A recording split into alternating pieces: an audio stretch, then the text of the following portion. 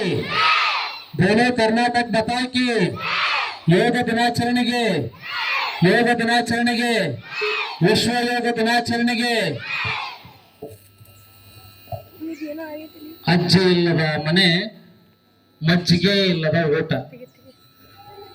ಅಜ್ಜಿ ಇಲ್ಲದ ಮನೆ ಮಜ್ಜಿಗೆ ಇಲ್ಲದ ಊಟ, ಯೋಗವಿಲ್ಲದ ಈ ದೇಹ ಯಾತಕ್ಕೂ ಬೇಡ ಎಂದ ಸರ್ವಜ್ಞ.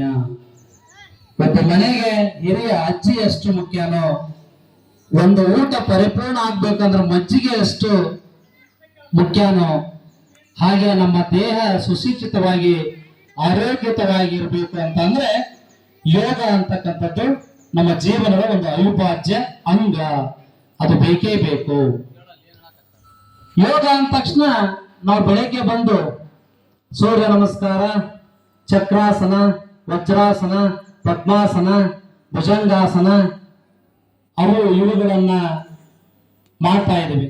ಅದು ಯೋಗನೇ. ಅದು ಒಂದೇ ಅಷ್ಟೇ ಅಲ್ಲ. ಯೋಗ ಅಂದ್ರೆ ದೇಹವನ್ನ ದಂಡಿಸುವುದು. ಯೋಗ ಅಂದ್ರೇನು? ದಂಡಿಸೋದು ಅಂದ್ರೆ ಕಡೆಗೆ ತಂದು ಹೊಡೆಯೋದಲ್ಲ. ಅದು ನಮ್ಮ ಮನಸ್ಸು ಹೇಳಿದಂತೆ ಕೇಳುವಂತೆ ಮಾಡೋದು. ಈಗ ನಾನು ಚಕ್ರಾಸ ಹಾಕ್ಬೇಕಂತ ನಾನು ಅಂದ್ಕೊಂತೀನಿ, ಆದ್ರೆ ನನ್ನ ದೇಹ ಮಾತು ಕೇಳೋದಿಲ್ಲ. ನನ್ನ ದೇಹ ಮಾತು ಕೇಳಿಲ್ಲ ಅಂದ್ರೆ ಅದು ಬ್ಯಾಲೆನ್ಸ್ ಅಲ್ಲಿಲ್ಲ, ಅಂದ್ರೆ ಅದು ಹತೋಟಿಯಲ್ಲಿಲ್ಲ. ಅದು ಏನಾಗಿದೆ ಅಂತಂದ್ರೆ ತನ್ನ ಒಂದು ಇದನ್ನ ಏನಾಗಿದೆ ಅಂದ್ರೆ ಕಳ್ಕೊಂಡಿರೋ ಶಕ್ತಿಯನ್ನ ಅಂತ. ಹಾಗಾಗಿ ನಮ್ಮ ದೇಹ ನಮ್ಮ ಮಾತು ಕೇಳಬೇಕು ಅಂತಂದ್ರೆ ಒಂದು ನಾವು ಹೊಲ ಆಗಿರ್ಬೋದು, ಮನೆ ಆಗಿರ್ಬೋದು, ಅಲ್ಲಿ ದೈಹಿಕ ಕೆಲಸಗಳನ್ನ ಮಾಡಬೇಕು. ಹೌದಾ ಇಲ್ಲ? ನಮ್ಮ ಎಲ್ಲ ಅಂಗಾಂಗಗಳಿಗೆ ಕೆಲಸ ಕೊಡ್ತಕ್ಕಂತ ಒಂದು ಕೆಲಸವನ್ನು ನಾವು ಮಾಡಬೇಕು. ಒಂದು ವೇಳೆ ನಾವು ದೈಹಿಕ ಕೆಲಸವನ್ನ ಮಾಡೋದಿಲ್ಲ, ಬರೀ ಕುತ್ಕೊಂಡು ಓದ್ತೀವಿ, ಅಡ್ಡಾಡ್ತೀವಿ ಅಂತಂದ್ರೆ ಈ ತರದ ಯೋಗವನ್ನು ನಾವು ಮಾಡಬೇಕು. ಯೋಗವನ್ನು ಮಾಡಿದಾಗ ಮಾತ್ರ ನಮ್ಮ ದೇಹ ಆರೋಗ್ಯಯುತವಾಗಿ, ನಮ್ಮ ಮುಖ ಸುಂದರವಾಗಿ ಕಾಣಲಿಕ್ಕೆ ಸಾಧ್ಯ. ನೋಡ್ರಿ, ಯೋಗ ಅನ್ನೋದಕ್ಕೆ ಸಂಸ್ಕೃತದಲ್ಲಿ ಯುಜ್ ಏನಂತ ಇದ್ದಾರೆ? ಯುಜ್ ಅಂತಂದ್ರೆ ಒಂದುಗೂಡಿಸು, ಸೇರಿಸು, ಹೊಂದಾಣಿಕೆಯನ್ನು ಮಾಡು. ಅಂದ್ರೆ ನಮ್ಮ ದೇಹವನ್ನ ಮನಸ್ಸಿನೊಂದಿಗೆ, ಮನಸ್ಸನ್ನ ದೇಹದೊಂದಿಗೆ ಎರಡನ್ನ ಹೊಂದಾಣಿಕೆ ಮಾಡೋದಿದೆಯಲ್ಲ, ಅದು ಯಾವುದು ಅಂತಂದ್ರೆ ಯೋಗ. ನೋಡ್ರಿ, ಈಗ ನಮ್ಮ ಬಣಕಾರ್ ಸರ್ ನಿಮಗೆ ಒಂದು ಪಿ ಸರ್ ಆ ಪ್ರೇಯರ್ ಅನ್ನು ಮಾಡ್ತಾ ಇರ್ಬೇಕಾದ್ರೆ ನಾವು ಆ ಪ್ರೇಯರ್ ಒಳಗಡೆ ಇದ್ದಾಗ ಏನೋ ಒಂದು ರೀತಿಯ ಪರಮಾನಂದ, ಸ್ವರ್ಗ ಸುಖ, ವಿಶೇಷ ಅನುಭವ ಆ ರೀತಿ ಆಗ್ತದೆ. ಅದು ನಿಜವಾದ ಒಂದು ಯೋಗ. ಅಂದ್ರೆ ನಮ್ಮ ಮನಸ್ಸನ್ನ ಬೇರೊಂದು ಕಡೆಗೆ, ಉಲ್ಲಾಸದ ಕಡೆಗೆ, ಸಂತೋಷದ ಕಡೆಗೆ ತಗೊಂಡು ಹೋಗೋದೇನಿದೆಯಲ್ಲ, ಅದು ಯೋಗ. ಇಂಥ ಒಂದು ಯೋಗ ನೋಡ್ರಿ, ಆಕ್ಚುಲಿ ಸುಮಾರು ನಾವು ಇದು ಏನು ಎಷ್ಟನೇ ಒಂದು ವಿಶ್ವ ಯೋಗ ದಿನಾಚರಣೆ ಇದೆ? 10ನೇದು. ಅಂದ್ರೆ 2014ಕ್ಕಿಂತ ಹಿಂದೆ ಯೋಗ ಇರಲಿಲ್ಲ ಅಂತ ಅಲ್ಲ, ಸುಮಾರು 4000 ವರ್ಷಗಳ ಹಿಂದೆ ಈ ಯೋಗ ಇತ್ತು. ಆದ್ರೆ ಅದರ ಮೇಲೆ ಬೆಳಕನ್ನು ಚೆಲ್ಲಿದಂತವರು, ಅದನ್ನ ಎಲ್ಲರೂ ಪರಿಪಾಲಿಸಬೇಕು, ಜೀವನದಲ್ಲಿ ಅಳವಡಿಸ್ಕೋಬೇಕು, ಅದು ಬಹಳ ಅತ್ಯವಶ್ಯ ಅಂತ ಮನದಟ್ಟು ಮಾಡಿಕೊಟ್ಟವರು ನಮ್ಮ ಭಾರತೀಯರು. ಮಾನ್ಯ ಪ್ರಧಾನಮಂತ್ರಿ ನರೇಂದ್ರ ಮೋದಿ ಅವರು ಏನ್ ಮಾಡಿದ್ರು ಅಂದ್ರೆ 2014ರ ಸಂಯುಕ್ತ ರಾಷ್ಟ್ರ ಸಭೆಯಲ್ಲಿ ಈ ಒಂದು ಹಕ್ಕೊತ್ತಾಯವನ್ನು ಮಾಡಿದ್ರು. ನಾವು ಎಂತೆಂತ ಆಚರಣೆಗಳನ್ನ ಮಾಡ್ತೀವಿ, ಮನುಷ್ಯ ಸಂಪೂರ್ಣವಾಗಿರ್ತಕ್ಕಂಥ ಒಳ್ಳೆ ಬದುಕನ್ನ ಸಾಗಿಸ್ಬೇಕಾದ್ರೆ ಮನುಷ್ಯ ಆರೋಗ್ಯ ಬೇಕು. ಆ ಆರೋಗ್ಯ ಎಲ್ಲಿಂದ ಇದೆ ಅಂತಂದ್ರೆ ಯೋಗದಲ್ಲಿದೆ. ಹಾಗಾಗಿ ಯೋಗ ದಿನಾಚರಣೆಯನ್ನ ಕೇವಲ ನಮ್ಮ ಭಾರತ ದೇಶ ಅಷ್ಟೇ ಅಲ್ಲ, ಎಲ್ಲ ವಿಶ್ವದಾದ್ಯಂತ ಎಲ್ಲಾ ದೇಶಗಳು ಇದನ್ನು ಆಚರಣೆ ಮಾಡಬೇಕು ಅಂತ ಹೇಳಿ ಅದಕ್ಕೊಂದು ಬೇಡಿಕೆಯನ್ನ ಮುಂದಿಟ್ರು. 2014 ಡಿಸೆಂಬರ್ 21ರಲ್ಲಿ ಅದಕ್ಕೆ ಅಂಕಿತ ಸಿಕ್ಕು. 2015ನೇ ಇಸ್ವಿ 2015 ಜೂನ್ 21ನೇ ತಾರೀಕು ಏನ್ ಮಾಡಿದ್ರು ಅಂತಂದ್ರೆ ಅದನ್ನೆಲ್ಲಾ ದೇಶಗಳು ಒಪ್ಕೊಂಡು ವಿಶ್ವ ಯೋಗ ದಿನಾಚರಣೆಯನ್ನ ಆಚರಣೆ ಮಾಡ್ಲಿಕ್ಕೆ ಪ್ರಾರಂಭ ಮಾಡಿದ್ರು. ಏನಂತ ಪ್ರಾರಂಭ ಮಾಡಿದ್ರು? ಅದು ಕೇವಲ ಈ ಯೋಗವನ್ನ ಪ್ರಪಂಚಕ್ಕೆ ಪರಿಚಯ ಮಾಡಿಕೊಟ್ಟಿದ್ದು ಯಾರು? ಭಾರತ ದೇಶ. ಬಹಳಷ್ಟು ದೇಶಕ್ಕೆ, ಈ ವಿಶ್ವಕ್ಕೆ ನಮ್ಮ ಭಾರತದ ಕೊಡುಗೆ ಬಹಳಷ್ಟಿದೆ. ಸೊನ್ನೆಯನ್ನ ಕಂಡಿಡಿದವರು ಯಾರು? ಭಾರತೀಯರು. ಸೊನ್ನೆಯನ್ನು ಕಂಡಿಡಿದವರು ಯಾರು? ಆಯುರ್ವೇದ ಚಿಕಿತ್ಸೆಯನ್ನು ಕಂಡಿಡಿದವರು ಯಾರು? ನಾವೇನು ಈ ಗಿಡಮೂಲಿಕೆಗಳಿಂದ ಕೆಲವು ಸಲ ಡಾಕ್ಟರ್ ಹತ್ರ ಹೋಗಲ್ಲ. ಮೊನ್ನೆ ನನಗೆ ಸ್ಟೋನ್ ಸಮಸ್ಯೆ ಇತ್ತು. ನಮ್ಮ ಹೆಡ್ ಮಾಸ್ಟರ್ಗೆ ಹೇಳಿದೆ, ಅವತ್ತು ಆಕ್ಚುಲಿ ಸಾಯಂಕಾಲ ನಾನು ಹಾವೇರಿ ಆಸ್ಪತ್ರೆಗೆ ಹೋಗ್ಬೇಕಂತ ಇದ್ದೆ. ನಮ್ಮ ಹೆಡ್ ಮಾಸ್ಟರ್ಗೆ ಹೇಳಿದ ತಕ್ಷಣ ತಡೀನಿ, ಅಲ್ಲಿ ಹೋಗ್ಬೇಡ, ಫಸ್ಟ್ ಒಂದು 5 ದಿನ ಈ ಕೊಟ್ಟಂತ ಎಲೆಯನ್ನ ನೀನು ಬೆಳಗ್ಗೆ ಎದ್ದು ಜಗಿ, ಇದು ಆರಾಮಾಗಲಿಲ್ಲ ಅಂದ್ರೆ ನೆಕ್ಸ್ಟ್ ಹೋಗುವಂತೆ ಅಂದ್ರು. ಅಂದ್ರೆ ವೈದ್ಯರಿಗಿಂತ ಮುಂಚಿತವಾಗಿ ಹಣ ಖರ್ಚು ಮಾಡದೆ ನಮ್ಮ ಸುತ್ತಮುತ್ತಲು ಸಿಗುವಂತಹ ಗಿಡಮೂಲಿಕೆಗಳಿಂದ ನಮ್ಮ ಆರೋಗ್ಯವನ್ನ ಕಾಪಾಡಿಕೊಳ್ಬಹುದು. ಅಂತ ಒಂದು ಸರಳ ಚಿಕಿತ್ಸೆ, ಸುಶಿಕ್ಷಿತ ಚಿಕಿತ್ಸೆ, ಉಚಿತ ಚಿಕಿತ್ಸೆಯನ್ನ ಕೊಟ್ಟಂತವರು ನಮ್ಮ ಭಾರತೀಯರು. ಹಿಂಗ ಇಂಜಿನಿಯರ್ಗಳನ್ನು ಕೊಟ್ಟಿದ್ದಾರೆ. ಬಹಳಷ್ಟು ಸಾಂಬಾರ್ ಪದಾರ್ಥಗಳಲ್ಲಿ ಭಾರತ ಹೆಂಗಿದೆ. ಇದರಲ್ಲಿ ಭಾರತ ವಿಶ್ವಕ್ಕೆ ಕೊಟ್ಟಂತ ಮತ್ತೊಂದು ಬಹಳ ಮಹತ್ತರವಾಗಿರ್ತಕ್ಕಂತ ಒಂದು ಕೊಡುಗೆ ಏನು ಅಂತ ಅಂದ್ರೆ ಯೋಗ. ಯೋಗವನ್ನ ಎಲ್ಲಾ ದೇಶಕ್ಕೆ ಪರಿಚಯ ಮಾಡ್ತು. ಬಹಳ ಹೇಳಿದ್ದೆ ನಾನು, ಆಸ್ಟ್ರೇಲಿಯಾದಂತ ಒಂದು ಸಣ್ಣ ದೇಶದಲ್ಲಿ, ಆಸ್ಟ್ರೇಲಿಯಾ ಸಣ್ಣ ದೇಶ, ನಮ್ಮ ದೇಶ ದೊಡ್ಡದಲ್ಲ, ಆಸ್ಟ್ರೇಲಿಯಾದಂತ ಒಂದು ಸಣ್ಣ ದೇಶದಲ್ಲಿ 2,000 ಯೋಗ ಕೇಂದ್ರಗಳಿದಾವೆ. ಎಷ್ಟು? 2,000. ಒಂದು ಸಣ್ಣ ದೇಶದಲ್ಲಿ 2,000 ಯೋಗ ಕೇಂದ್ರಗಳಿದಾವೆ.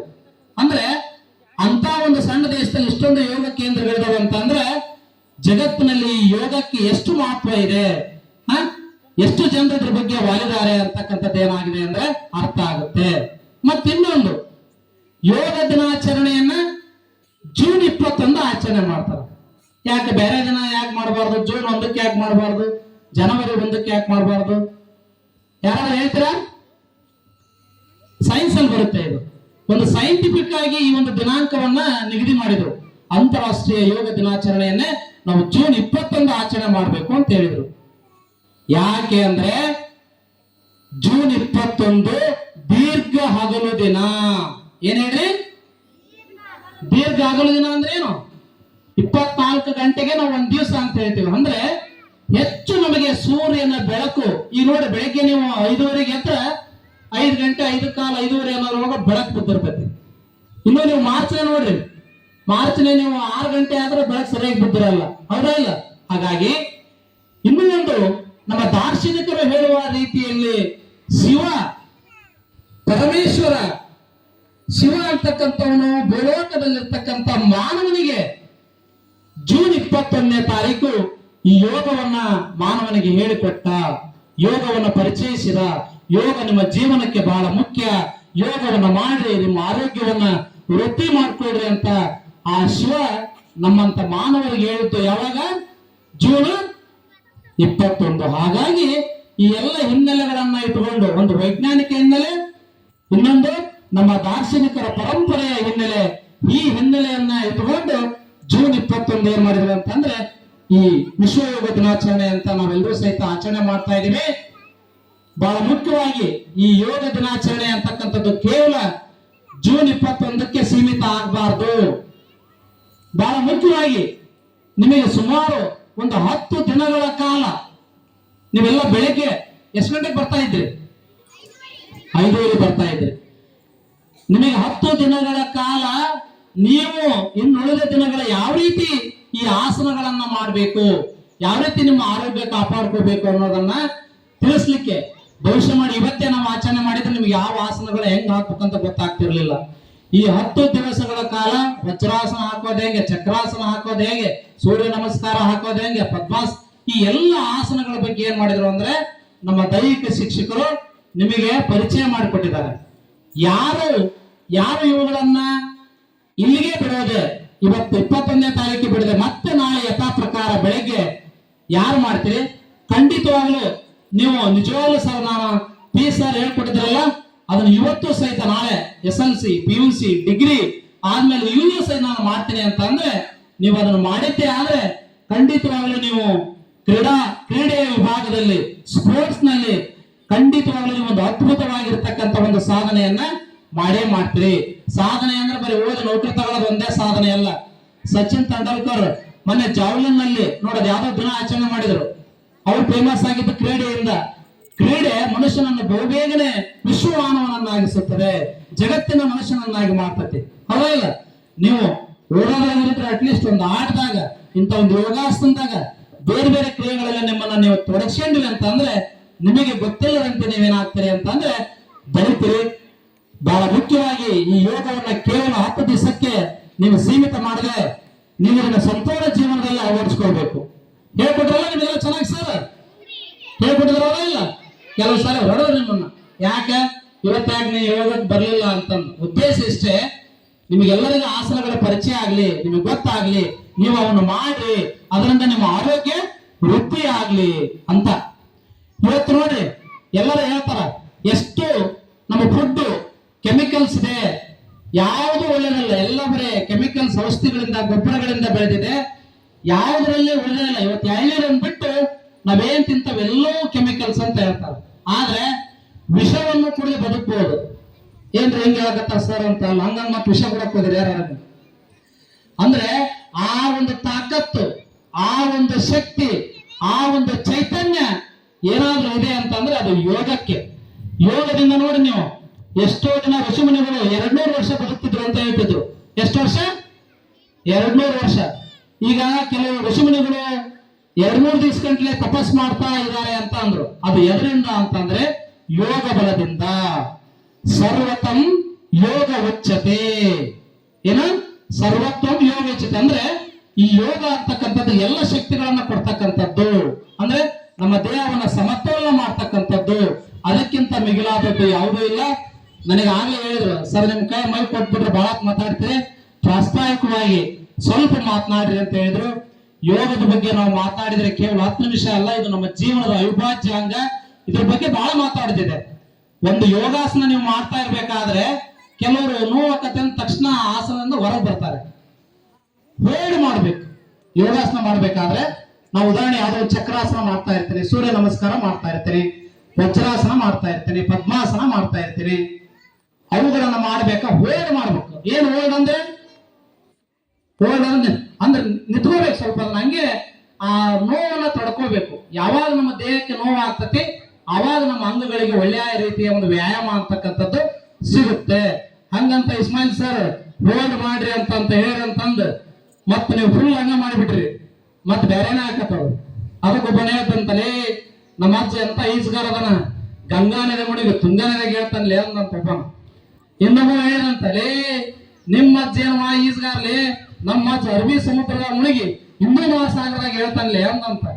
ಅದಕ್ಕೆ ಇನ್ನೊಬ್ಬ ಹೇಳಿದ, ಲೇ ನಿಮ್ಮ ಅಜ್ಜರ ಏನ್ ಈಸ್ತಾರಲೇ, ನಮ್ಮ ಅಜ್ಜ ಒಳ್ಳೆ ಮುಳುಗ ನೀನು ಎತ್ತ ಬಂದಿಲ್ಲ ಹೊರಗಂತ ಅಂದಂತ.